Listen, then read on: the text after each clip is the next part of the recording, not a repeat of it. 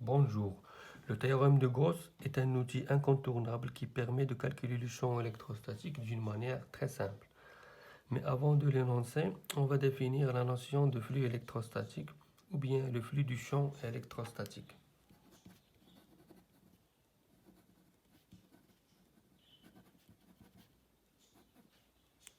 Pour ce faire, on va définir un champ électrostatique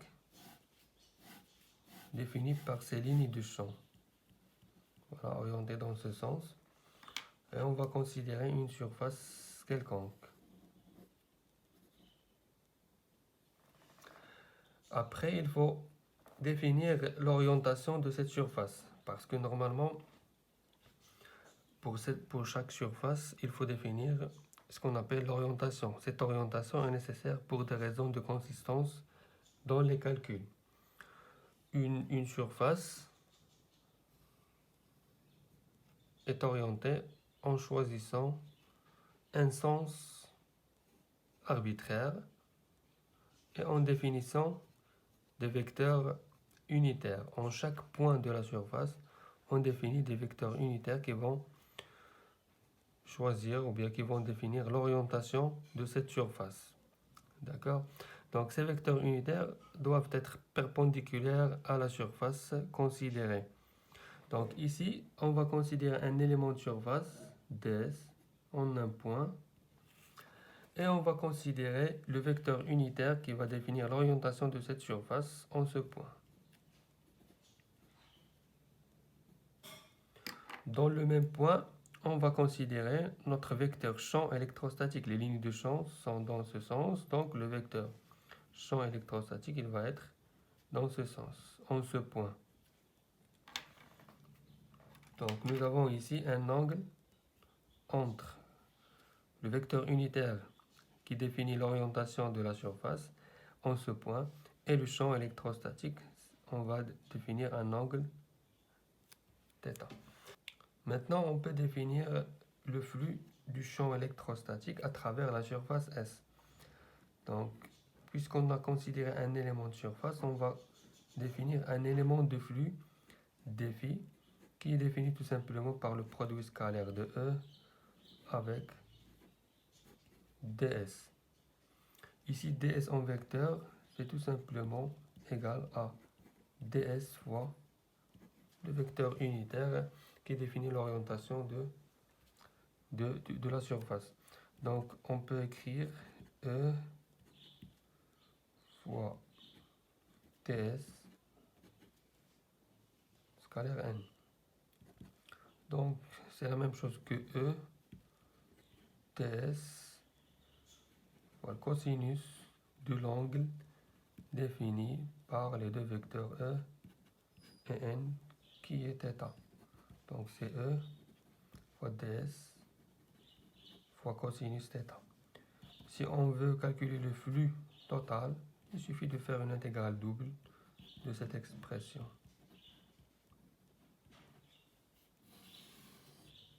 Une remarque ici, si θ est égal à 0, on va avoir un flux qui est égal au flux max, parce qu'il est égal à l'intégrale de E ts. Cosinus de 0, c'est 1. Si nous avons θ égale à pi sur 2, on va avoir un flux qui est égal à phi min qui est égal à 0. Voilà. On peut faire une analogie avec le flux d'air. Le flux d'air à travers une surface. Voici la surface et le vecteur unitaire n qui définit l'orientation de la surface. D'accord? Voilà. Il est perpendiculaire à la surface.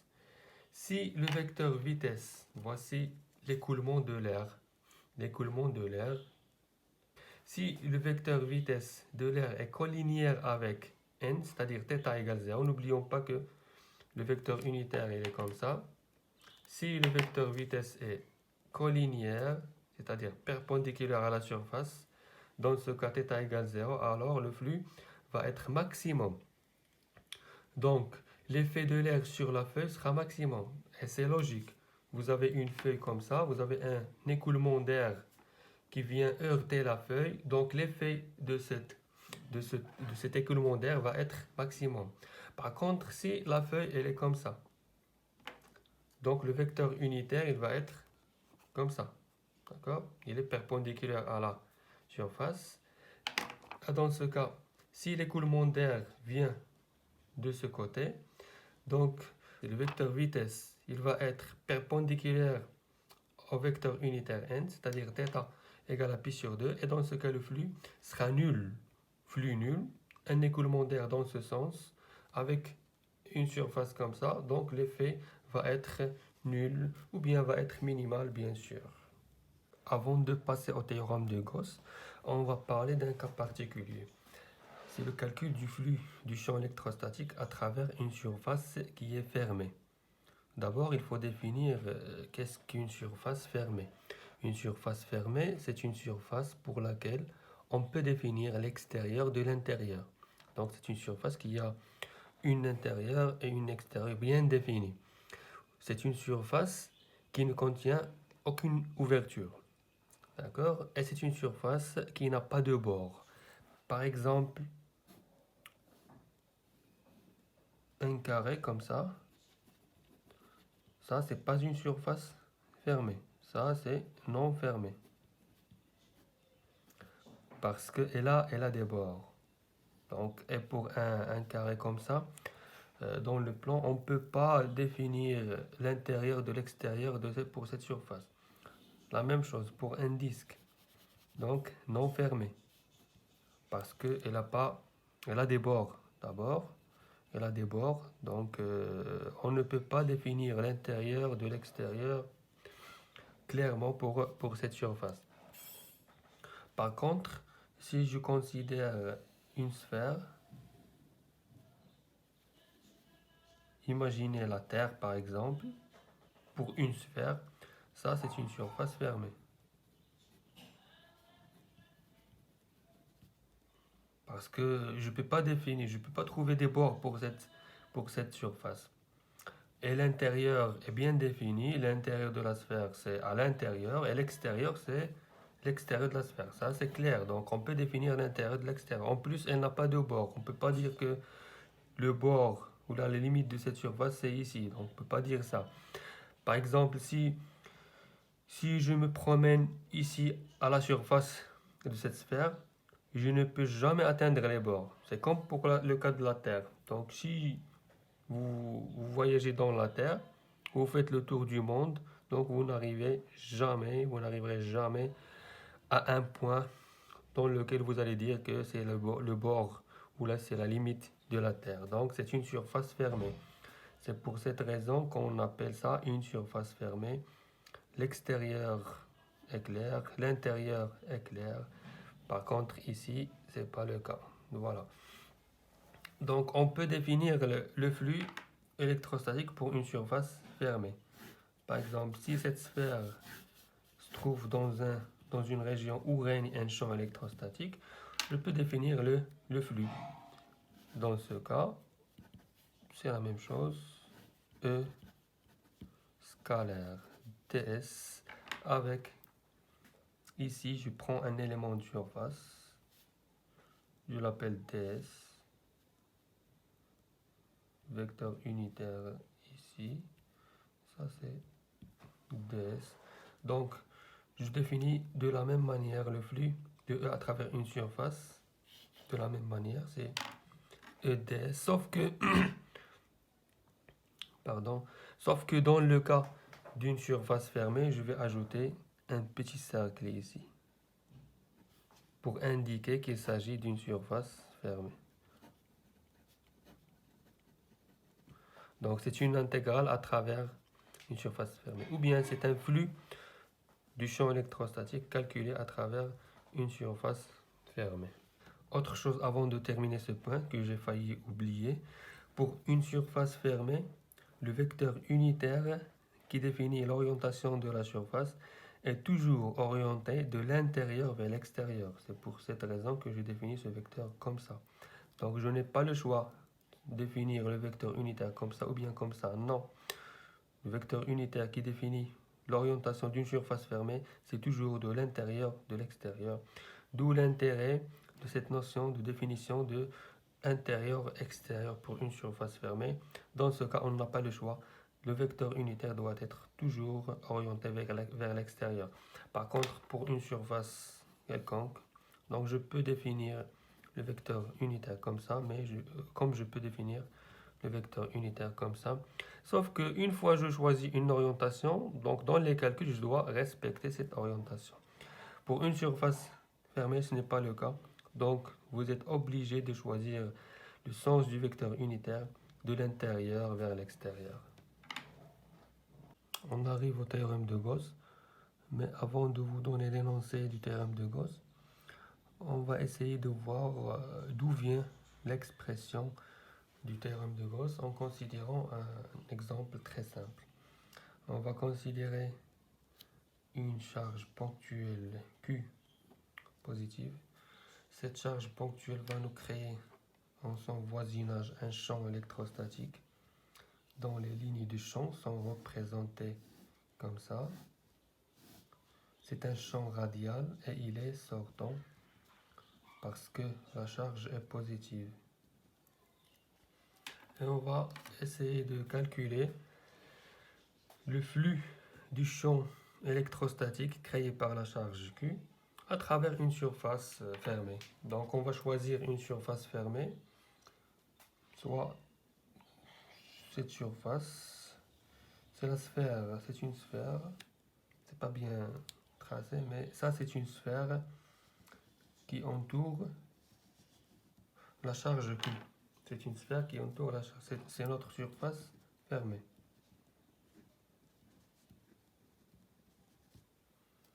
D'accord. Donc on va considérer l'orientation de cette surface en un point. Ce point, on va avoir un élément de surface ds et l'orientation, c'est bien sûr, elle doit être orthogonale à la surface et elle doit être sortante. Donc c'est le vecteur unitaire ou bien ds comme ça. Si je veux représenter le champ E en ce point, donc il va être radial, donc sortant. On va avoir un champ sortant. Donc l'expression de l'élément du flux, dφ, il sera donné par l'intégrale double sur la surface fermée totale S. Ça c'est une surface, c'est une sphère, donc S c'est la surface d'une sphère. Donc E ds. Donc c'est E fois ds, cosinus de l'angle entre E et ds. Le cosinus de l'angle entre E et ds, dans ce cas, c'est 0. Donc on va avoir E fois ds tout simplement. Ici, on sait que E, créé par la charge Q, à la distance R, c'est 1 sur 4pi epsilon 0 fois Q divisé par la distance R au carré. Dans ce cas, c'est R au carré. Donc, si je fais l'intégrale à travers toute la surface, est-ce que le E, il va changer ou non? La valeur ou l'intensité de E, est-ce qu'elle va changer tout au long de la surface? Ici, par exemple, l'intensité du champ ici, est-ce qu'elle va être différente de l'intensité du champ ici? Non, bien sûr, parce que c'est la même distance, c'est le rayon R, la même chose ici, sur la surface. Donc le même champ, tout au long de la surface de la sphère, on va avoir la même intensité du champ. Donc à travers la surface, qui est la surface d'une sphère, et ici, le champ reste constant. Donc je peux le faire sortir de l'intégrale. Donc je vais avoir une intégrale double sur la surface fermée d'une sphère. Donc ça c'est l'intégrale sur une surface d'une sphère. Donc la surface d'une sphère c'est 4pi r le rayon au carré multiplié par le champ E. Ici c'est pas de défi, donc c'est phi. Donc j'obtiens le flux à travers la surface le flux du champ E à travers la surface fermée S est égal à la surface 4pi epsilon, 4pi fois r carré multiplié par E. Je vais numéroter ce résultat comme 1. Après, d'autre part, parce que ici c'est le champ en ce point, donc à une distance r de q. Et je sais que le champ, d'une manière générale, E de r, c'est 1 sur 4pi epsilon 0 q sur r carré. Mais si je veux r, le champ à une distance grand R, je remplace petit r par grand R, donc j'obtiens 1 sur 4pi epsilon 0 q sur r carré.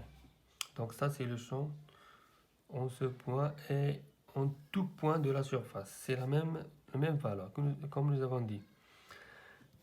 Donc ça c'est 2. Si je remplace 2 dans 1, donc je vais obtenir le flux donné par 4pi r carré multiplié par 1 sur 4pi epsilon 0 q divisé par r carré.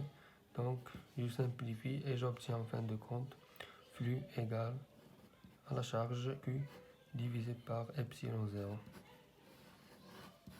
Donc ça c'est un résultat intéressant et c'est tout simplement ce qu'on appelle le théorème de Gauss. Donc ça c'est l'expression du théorème de Gauss. Et on remarque ici que le flux est indépendant de la distance r.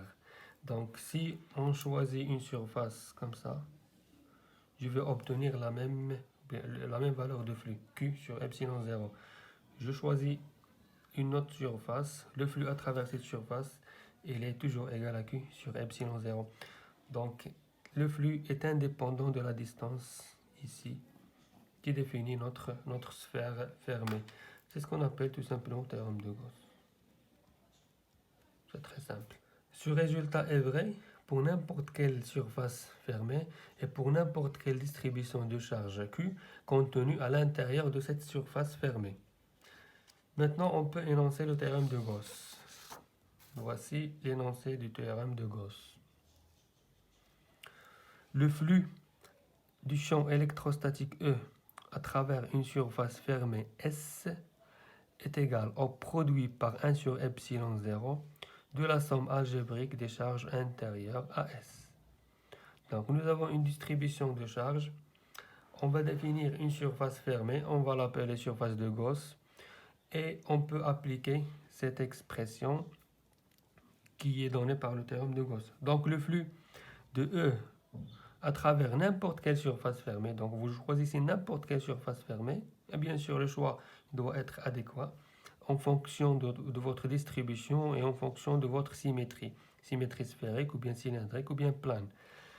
Donc le flux à travers n'importe quelle surface fermée du champ électrostatique est égal tout simplement à la somme des charges qui sont à l'intérieur de la surface fermée divisé par epsilon 0 tout simplement. Pour illustrer l'intérêt du théorème de Gauss, on va l'appliquer pour calculer en tout point de l'espace le champ électrostatique créé par une sphère S de rayon R chargée avec ρ positive et uniforme. ρ, c'est une distribution volumique bien sûr de charge. Donc nous avons une sphère de rayon R chargée avec une distribution volumique de charge ρ positive et uniforme.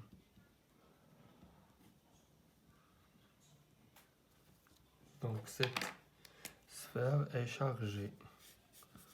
Donc elle est chargée avec une charge totale Q distribuée selon une distribution volumique de charge ρ constante, uniforme et positive. Donc avant de faire toute chose, il faut d'abord faire l'étude des symétries et invariances pour déterminer la dépendance et la direction du champ électrostatique. Cette étude, on l'a déjà fait. Donc lors de l'étude des symétries et invariances, nous avons pris l'exemple de la sphère et nous avons trouvé que pour une symétrie sphérique,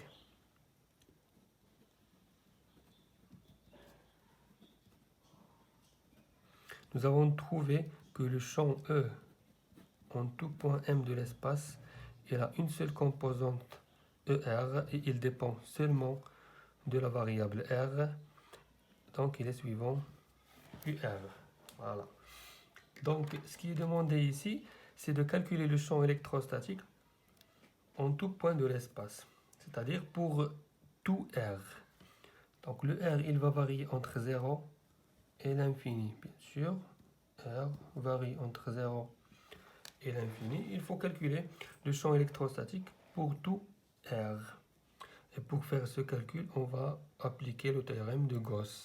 La première chose à faire avant d'appliquer l'expression du théorème de Gauss, c'est de choisir la surface de Gauss. Nous avons dit que la surface de Gauss doit être adéquate à la symétrie du problème. Dans ce cas, nous avons une symétrie sphérique, donc la surface de Gauss doit être une sphère. Donc, bien sûr, le plus intéressant, c'est de choisir cette sphère ayant le même centre que la sphère chargée S. Donc, voici notre sphère chargée. Elle a un rayon R. Et la surface de Gauss, c'est une surface de rayon petit r qui a le même centre que la sphère S. Sauf que ici, est-ce qu'on va considérer une surface de Gauss avec un rayon petit r plus petit que grand R ou bien plus grand que grand R? C'est-à-dire, est-ce qu'on va choisir la surface de Gauss comme ça ou bien comme ça? Eh bien, il faut donc considérer les deux cas, tout simplement. Et on va avoir deux cas. Le premier cas, c'est lorsque R est inférieur, petit r est inférieur à grand R. Dans ce cas, la surface de Gauss, elle va être comme ça. C'est une sphère de rayon petit r inférieur à grand R. Ça, c'est le premier cas. Le deuxième cas, c'est lorsque la surface de Gauss, c'est une sphère de même centre toujours que la sphère chargée S, mais elle a un rayon petit r qui est supérieur à grand R. Et il faut appliquer l'expression du théorème de Gauss dans les deux cas pour exprimer le champ électrostatique dans les deux cas. Donc, le théorème de Gauss nous dit le flux de E à travers la surface de Gauss est égal. La définition du flux, c'est E scalaire, l'élément de surface de Gauss. L'intégrale sera à travers ou sur la surface de Gauss. Ceci est égal à la somme des charges à l'intérieur, je précise, à l'intérieur de la surface de Gauss divisé par epsilon 0. Il faut maintenant appliquer cette expression aux deux cas. On commence par le premier cas, dans lequel petit r est inférieur à grand R. Donc la sphère chargée est la sphère de Gauss avec un rayon petit r. Donc on va essayer de calculer les deux termes de l'égalité. Ce premier terme et ce deuxième terme. Donc le flux à travers la surface de Gauss, qui est cette surface, est égal, par définition, l'intégrale double E ds. Ceci est égal à l'intégrale double de E ds, parce que E est collinéaire avec ds. En un point ici, nous avons le vecteur unitaire, il est sortant, donc ds, il est dans ce sens, et le E, il est radial, donc il est également sortant. Donc l'angle entre les deux, c'est 0, et le cosinus de cet angle, c'est c'est 1. Donc, comme ce que nous avons fait pour la charge ponctuelle, le E en tout point de la surface de Gauss, il est constant.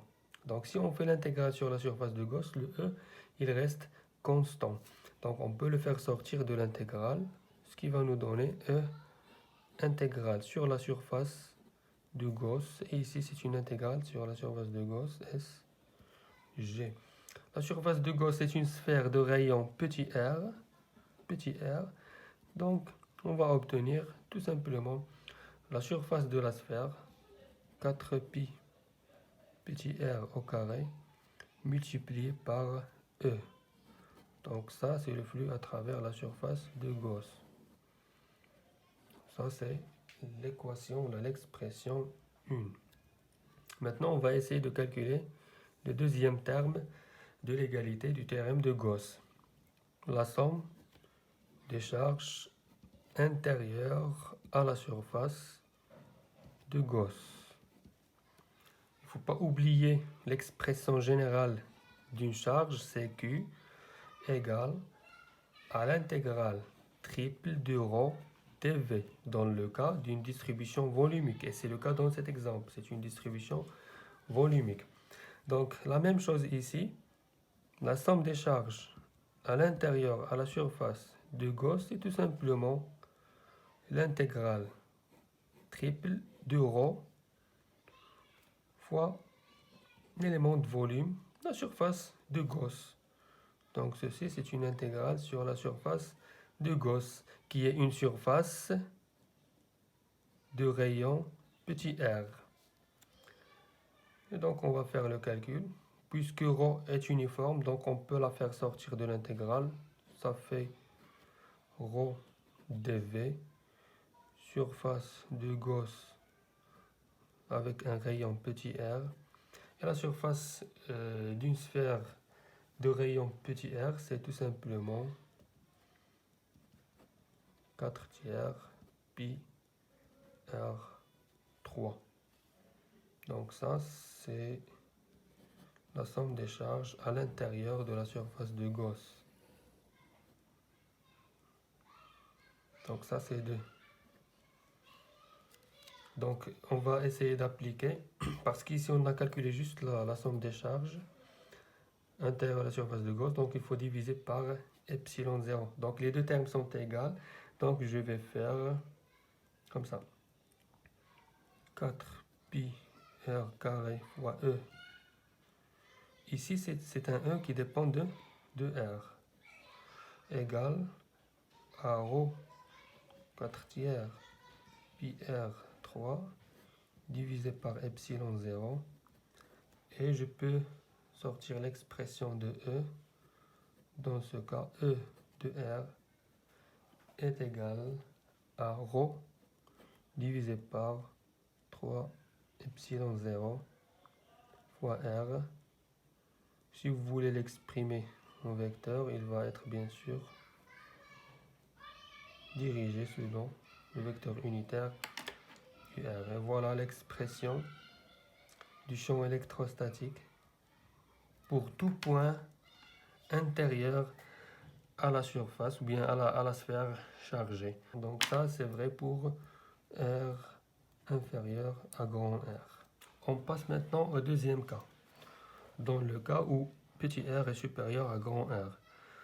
Donc la surface de Gauss dans ce cas, c'est cette sphère qui a un rayon plus grand que notre sphère S chargée. Dans ce cas, on va calculer toujours le flux à travers la surface de Gauss. On va avoir toujours la même expression, donc c'est l'intégrale sur la surface fermée E ds, c'est la même chose, donc on peut faire sortir E de l'intégrale, on va avoir un ds, c'est la surface d'une sphère, donc c'est E fois 4 pi r au carré. Donc ça c'est 1. La même chose, donc là c'est parce que c'est le flux à travers la surface de Gauss, et ici il faut faire l'intégrale sur la surface de Gauss qui a un rayon petit r. Calculons maintenant la somme des charges à l'intérieur de la surface de Gauss, Q intérieur à la surface de Gauss. La même chose, la somme des charges à l'intérieur de la surface de Gauss, c'est l'intégrale triple rho dV. Sauf qu'ici, il faut faire bien attention. Parce que ici, on ne va pas intégrer par rapport sur toute la surface de Gauss. Parce que ici, il n'y a pas de charge. Donc si on fait l'intégrale sur toute la surface de Gauss, c'est comme si on a considéré qu'il y a ici des charges. Alors qu'ici, il n'y a pas de charge. Les charges sont à l'intérieur de notre sphère chargée. Les charges sont ici.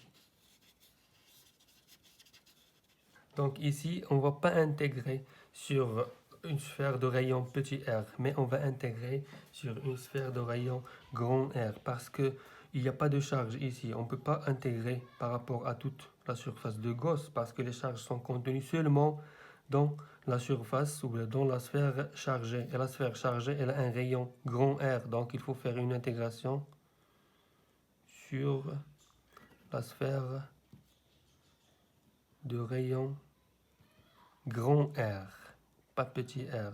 Il faut faire attention ici. Donc toujours rho, elle est uniforme. L'intégrale sur la sphère de rayon grand R de dV. Et ça, c'est le volume de la sphère de rayon R, de rayon grand R. Donc c'est rho fois 4 tiers de pi grand R à la puissance 3. Et donc, si je fais l'égalité du théorème de Gauss, donc je vais avoir le flux qui est ici, E fois 4 pi R au carré, égale à ça, rho fois 4 tiers de pi R 3 divisé par epsilon 0. Si je veux faire sortir l'expression de E, je vais obtenir E de R égale à rho sur 3 epsilon 0, R à la puissance 3 divisé par petit r au carré. Si vous voulez ici, on va ajouter le vecteur unitaire. Et voilà. Donc ça pour R supérieur à petit r. Si on veut rassembler les deux expressions, donc on peut écrire que E de R est égal à rho sur 3 epsilon 0 R suivant UR si R est inférieur à R, et il est égal à rho sur 3 epsilon 0 R 3 sur R au carré suivant UR si R est supérieur à grand R. Et voilà.